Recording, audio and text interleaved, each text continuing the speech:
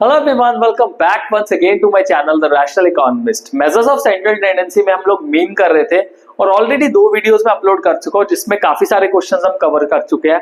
This will be the last video of mean. इसमें बचे हुए जो भी हमारे टाइप्स के क्वेश्चन है हम कंप्लीट करेंगे। Without wasting the time video को शुरू करते हैं। चैनल को सब्सक्राइब कर लेना और बेल आइकन को प्रेस कर लेना ताकि आपको लेटेस्ट वीडियो के नोटिफिकेशन साथ के साथ मिलते रहे। So let's start with the video.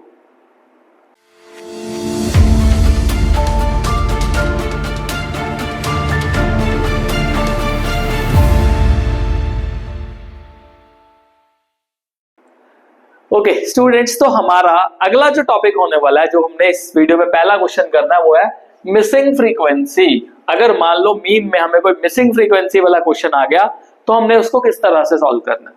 चाहे डायरेक्ट मेथड लगा के सॉल्व कर लो, चाहे शॉर्टकट लगा के सॉल्व कर लो, चाहे स्टेप डेविएशन लगा के सॉल्व कर लो, तीनों तरीकों से आप अपने आंसर को निकाल सकते हो। तो आपको जब भी मिसिंग फ्रीक्वेंसी का क्वेश्चन दिया होगा तो उसमें आपको मीन का वैल्यू दिया होगा। अगर मीन नहीं अवेलेबल होगा फिर तो हम मिसिंग फ्रीक्वेंसी का वैल्यू नहीं निकाल सकते। ठीक है, so find missing frequency when mean is 17.5। Okay, अब उसके बाद क्लास इंटरवल्स दिए हैं, फ्रीक्वेंसी दी हुई है। तो क्लास इंटरवल्स की हेल्प से हमने सबसे पहला काम क्या करना है बताया था आपको। चाहे डायरेक्ट मेथड हो, चाहे शॉर्टकट मेथड हो, चाहे स्टेप डेविएशन मेथड हो, हमें क्या निकालनी होती है, मिड वैल्यूज निकालनी होती है। अब मिड वैल्यू निकालने के लिए फॉर्मूला क्या होता है, फिर से रिपीट कर देते हैं। So mid value will be equal to L1 plus L2 divided by 2। ये फॉर्मूला है। L1 is the lower value, L2 is the upper value, दोनों का टोटल करो, 2 से डिवाइड कर दो, हमारा मिड वैल्यू निकल आएगा। So 0 plus 5 divided by 2 2.5, 5 plus 10 divided by 2 7.5, 10 plus 15 divided by 2 ये आ जाएगा हमारा 12.5। अब देखो 5 का गैप आ रहा है तो बार बार इसको प्लस करने की जरूरत नहीं पड़ती, आप सीधा सीधा इसको कर लो। इसमें 5 ऐड करते रहो, यहाँ पे 17.5 आ जाएगा। देन इसमें 5 ऐड करो 22.5 आ जाएगा। देन ये आ जाएगा हमारे पास 27.5 और उसके बाद आ जाएगा 32.5। बट ध्यान रखो, अगर अनइक्वल सीरीज का क्वेश्चन आता है जिसमें क्लास इंटरवल्स मैच नहीं कर रहे तो उसमें ऐसा मत करना, उसमें आपको निकाल के ही देखनी पड़ेंगी सारी की सारी वैल्यूज। राइट, अब देखो हमारे पास मिड वैल्यूज है वो किस में आ गई, पॉइंट्स में आ गई।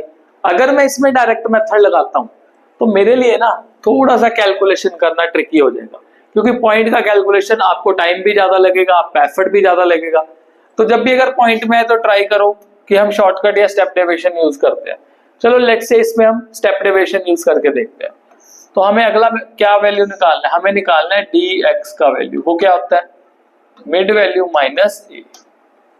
तो ये सारे वैल्यूज मिड वैल्यूज के दिए हुए हैं हमारे पास, और इससे हमने a को क्या करते जाना है, माइनस करते जाना। a will be common for every value.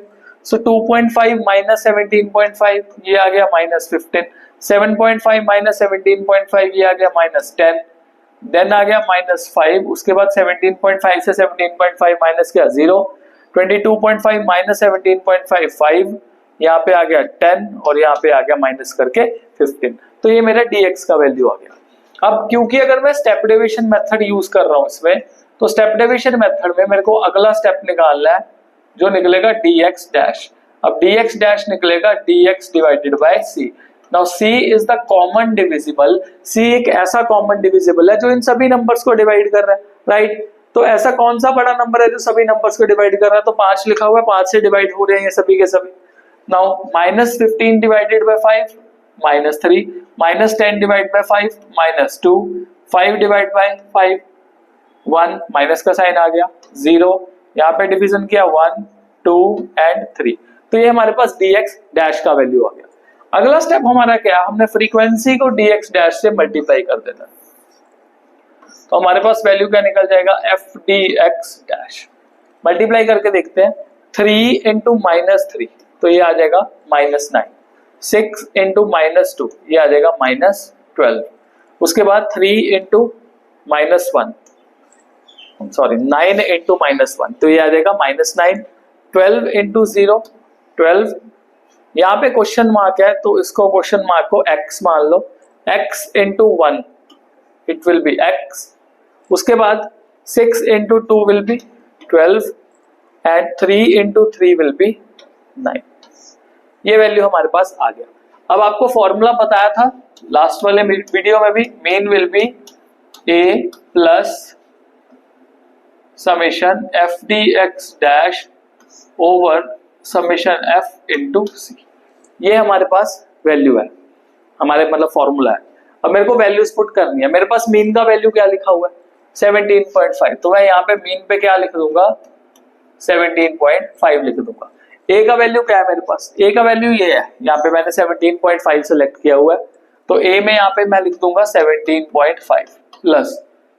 अब उसके बाद एफ डी एक्स का टोटल देखना है, इसका टोटल देखना है, तो ये आ जाएगा मेरे पास summation F D X dash, इसका वैल्यू क्या निकलेगा मेरे पास, लेट्स सी, ये -12 और +12 कैंसिल, ये 9 और ये कैंसिल, और मेरे पास क्या बच गया -9 प्लस एक्स, ये वैल्यू बच गया मेरे पास। तो यहाँ पे मैं लिख देता हूं -9 plus x divided by summation F. अब समेशन एफ का वैल्यू कितना है, तो मेरे को फ्रीक्वेंसी का टोटल करके देखना है।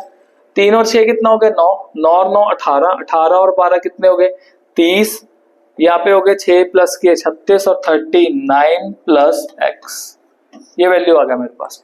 तो यहाँ पे 39 प्लस एक्स कर दूंगा इनटू 5, क्योंकि कॉमन डिविजिबल मेरे पास सी का वैल्यू कितना था 5 था, ये वैल्यू निकल आया।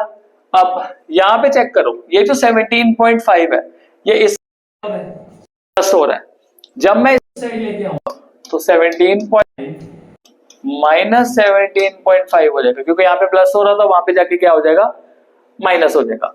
अब ये वाला -9 प्लस एक्स को हमने 5 से मल्टीप्लाई करना है दोनों वैल्यूज को, सो 5 इंटू -9 ये आ जाएगा -45 plus 5 into x will be 5x, done. अब यहाँ पे आ गया मेरे पास 39 प्लस एक्स, ये वैल्यू निकला है। अब 17.5 माइनस 17.5 क्या निकल आया 0 निकल आया, -45 plus 5x divided by 39 plus x। अगर मैं 39 प्लस x को इस 0 से मल्टीप्लाई करूं, क्रॉस मल्टीप्लाई करूं, तो ये क्या बन जाएगा, यहाँ पे 0 बन जाएगा। अब उसके बाद यहाँ पे आ जाएगा -45 प्लस 5x, राइट। अब यहाँ पे -45 है, अगर मैं इसको इस साइड लेके आऊं तो ये क्या बन जाएगा प्लस का 45 बन जाएगा 5x, और 45 डिवाइडेड बाय 5 अगर मैं करूं तो मेरे पास x का वैल्यू निकल जाएगा। अब मेरे पास x का वैल्यू कितना निकला 9। इसका मतलब ये जो मिसिंग फ्रीक्वेंसी है मेरे पास, इसका आंसर क्या आना चाहिए 9 आंसर आना चाहिए। समझ गए, ये था मिसिंग फ्रीक्वेंसी, नोट डाउन कर लो। इसको आप तीनों मेथड से सॉल्व कर सकते हो, डायरेक्ट से भी कर सकते हो, शॉर्टकट से भी। प्रैक्टिस करने के टाइम पे ट्राई करके देखो डायरेक्ट से भी, बट थोड़ा सा कैलकुलेशन में टाइम लगेगा। शॉर्टकट में करोगे इससे थोड़ा सा कम टाइम लगेगा। स्टेप डेविएशन में थिंग्स जो होते हैं ना, चीजें जो होती है और आसान होती रहती है, क्योंकि वैल्यूज छोटी होती रहती हैं, इसलिए स्टेप डेविएशन में स्टेप्स ज्यादा लगते हैं, बट वैल्यूज के कम होने की वजह से कैलकुलेशन में जो नंबर है वो छोटे आते हैं। तो this is the missing frequency. अगला देखते हैं, हमने वेटेड मीन निकालना है, तो ये यहाँ पे गलत लिखा हुआ है, इसको छोड़ दो।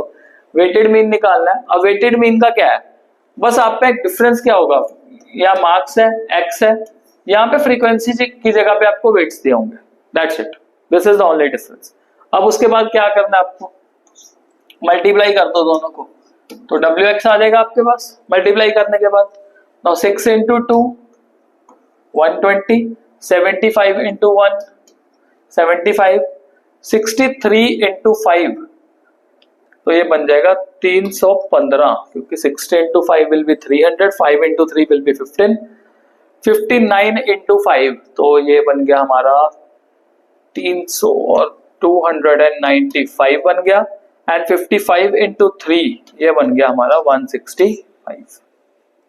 लेट्स सी वेरिफिकेशन एक बारी देख लो।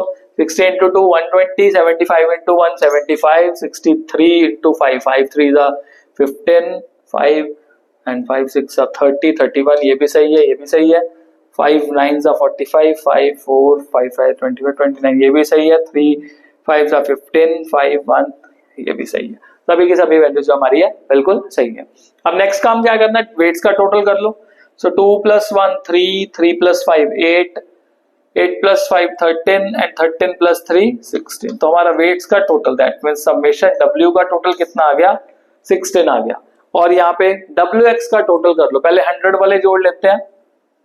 तो 100 100 और 300 400, 400 एंड 200 600 एंड यहाँ पे 100 किया 700। फिर टेंस वाले जोड़ लेते हैं, 20 70 90, 90 एंड 10 100, 100 एंड 90 ये हो गया हमारा 190 एंड 60 हो गया 250, 250 ये आ गया। इसका टोटल किया 950 बन गया हमारे पास। जो 5 वाले जोड़े हैं, 1s वाले जोड़े हैं वो देख लो, 5 10 15 एंड 20, तो ये 20 जोड़ के यहाँ पे 970 बन गया। तो इसका टोटल हमारे पास जो कि है समेशन WX वो कितना बन गया, 970 बन गया। अब फॉर्मूला क्या है, मीन निकालना है, बट यहाँ पे W लिखना है बिकॉज ये वेटेड मीन निकाल रहे हैं। Formula is summation WX upon summation W, ये वाला फॉर्मूला है, कुछ ज्यादा फर्क नहीं है। वहां पे फ्रीक्वेंसी होती है, यहाँ पे क्या आगे, वेट्स आगे। और 970 डिवाइडेड बाय 16 कर दो। सो 2 के टेबल पे जा रहा है, 2 8 जा 16, 2 4 जा 8, देन 2 8 जा एंड 5 जा, यहाँ पे 485 आ गया। देन नेक्स्ट देखो 8 1 जा 8, 8 6 जा 48, तो बिल्कुल एग्जैक्ट आ गया। फिर 5 है, 0 जा, देन 8 7 जा 56, 8 तो 60.75 हमारे पास क्या आ गया, वैल्यू निकल के आ गया। So this is the answer, 60.75 is our weighted mean. Hopefully यहां तक क्लियर हो गया, स्क्रीनशॉट ले लो जल्दी से इसका। नेक्स्ट देखते हैं, कुछ स्टेटमेंट बेस्ड क्वेश्चन है। जैसे पहला क्वेश्चन हमारे पास है करेक्टेड मीन। अब करेक्टेड मीन में क्या है, 2 स्टेप्स हैं, 2 स्टेप्स में क्वेश्चन खत्म हो जाता है। पहले देखो क्या, mean marks obtain bye a class of 20 students is 50। पहली बात, हमें क्या क्या चीजें इसमें पता होनी चाहिए जो हमें साइड में लिखनी है। Mean marks obtain bye a class of 20 students, मतलब n कितना है मेरे पास, 20 है, राइट। और इसका जो मीन आया है वो कितना है, 50 आया, ठीक है।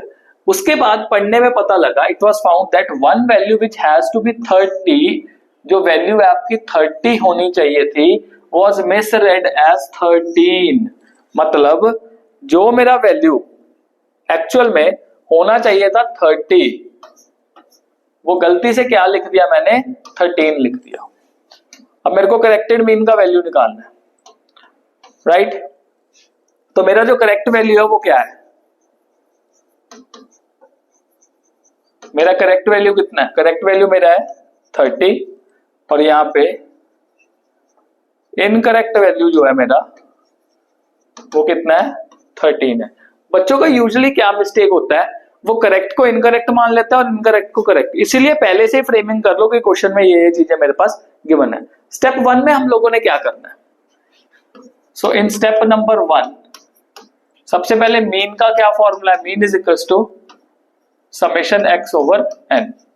अब मीन मेरे पास दिया हुआ है, चाहे ये गलत ही है, चाहे गलत है, बट हमने निकालना तो इसी से ही है। तो मीन मेरे पास कितना है, 50, समेशन x मेरे पास नहीं है, n का वैल्यू मेरे पास 20 है। अगर मैं क्रॉस मल्टीप्लाई करूं 50 इंटू 20 करूं तो मेरे पास समेशन ऑफ x का वैल्यू आ जाएगा, जो कि कितना बनेगा, 1000 बनेगा।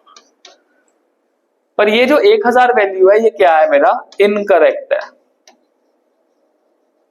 ये क्या वैल्यू है, इनकरेक्ट वैल्यू है। मेरे को क्या निकालना है, मेरे को सही वैल्यू निकालना है। अब करेक्ट मीन निकालना है, तो मेरा करेक्ट मीन, इसका फॉर्मूला क्या होने वाला है, सबसे पहले मैं लिखूंगा इनकरेक्ट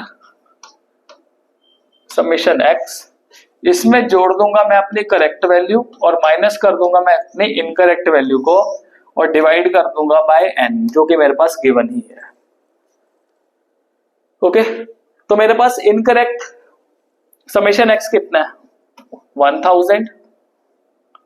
मेरी करेक्ट वैल्यू कितनी होनी चाहिए थी, 30 मेरा करेक्ट वैल्यू है, पर मैंने इनकरेक्ट वैल्यू कितना लिखा हुआ था, 13, तो उसको माइनस कर दूंगा। n का वैल्यू क्या है मेरे पास, n का वैल्यू है 20 डिवाइडेड बाय 20। तो what will be the value, इसको अगर मैं सॉल्व करूं तो मेरे पास आ जाएगा 1017 अपॉन 20। तो 1017 अपॉन 20, अगर इसको सॉल्व करें, लेट्स सी इसको सॉल्व करके क्या निकलता है। सो 21 जार 25 जार, तो 100 आ जाएगा। तो एक को अगर कैरी करूंगा तो यहाँ पे 17 आ गया, और 20 के टेबल पे 17 नहीं आएगा, 0 आ जाएगा। तो पॉइंट लगाऊंगा, यहाँ पे एक 0 लूंगा, एंड देन यहाँ पे मेरा आ जाएगा 8 जार 160, तो यहाँ पे 10 बचा और 5। तो मेरा आंसर क्या आ जाएगा, जो करेक्टेड मीन है वो 50.85 मेरा आंसर जो है वो बन जाएगा। ओके, क्लियर हो गया यहाँ तक? This will be my answer जो मेरा आने वाला है। अगला देखते हैं। अगला जो हमारे पास क्वेश्चन है वो भी करेक्टेड मीन का ही है, पर अब इस क्वेश्चन में हम लोगों ने एक वैल्यू करेक्ट और एक वैल्यू इनकरेक्ट नहीं है, इसमें 2 वैल्यू करेक्ट है और 2 वैल्यू ही क्या है, इनकरेक्ट है। सो यहाँ पे देखो, mean marks obtain bye a class of 20 students, तो फिर से वही फ्रेमिंग करनी है। एंड कितना है मेरे पास, 20 है, और इसका मीन कितना आ रहा है हमारे पास, 50 आ रहा है। Later on it was found that 2 values which have to be 30 and 16, 2 values जो 30 और 16 होनी चाहिए थी, मतलब करेक्ट वैल्यू क्या है हमारी 30 एंड 16, उसको गलती से हमने क्या लिख दिया, एक को लिख दिया 13 और दूसरे को लिख दिया 60। फ्रेमिंग होगी क्वेश्चन की। Step 1 will remain same, so mean will be summation x over n। तो समेशन x, तो हमारे पास है नहीं वैल्यू, मीन का वैल्यू है 50 is equal to summation x over n का वैल्यू कितना है 20। तो 50 इंटू 20 कितना वैल्यू आ गया 1000। अब ये 1000 जो वैल्यू है ये समेशन x का वैल्यू है, पर ये वैल्यू क्या है हमारा, इनकरेक्ट है।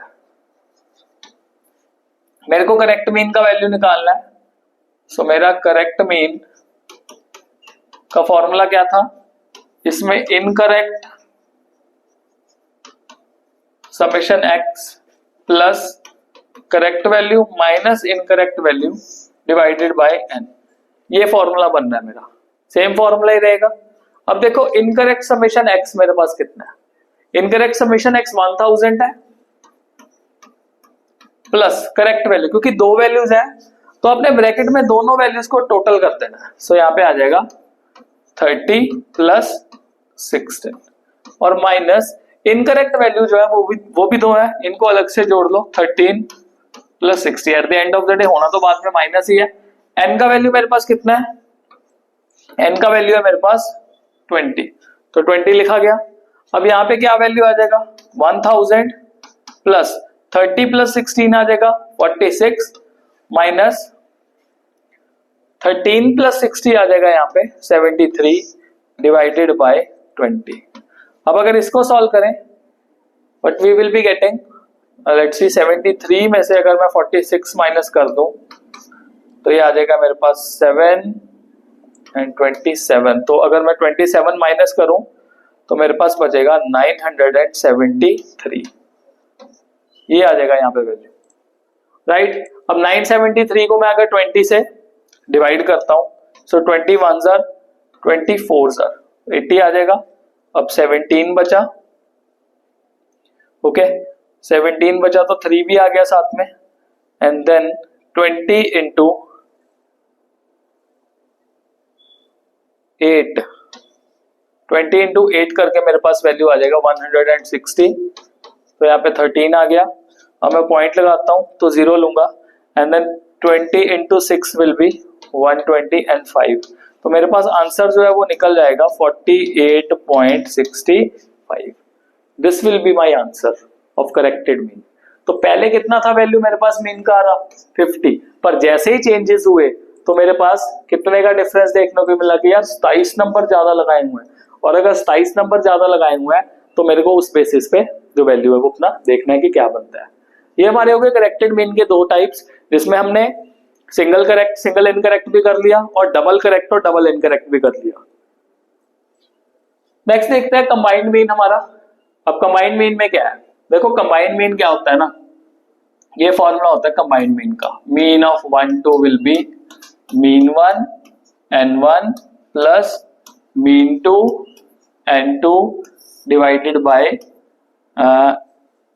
n1, यहाँ पे n1 आएगा, divided by n1 plus N2। अगर हमारे पास दो टीम्स दी हैं या फिर दो वेरिएबल्स दी हैं, राइट। अगर तीन दी है उसमें एडिशन होता रहेगा, मीन 3N3, यहाँ पे फिर N1 plus N2 plus N3। That depends on the question की क्वेश्चन आपको किस तरह का आता है। Let's see, average run scored by 10 Indian player is 75।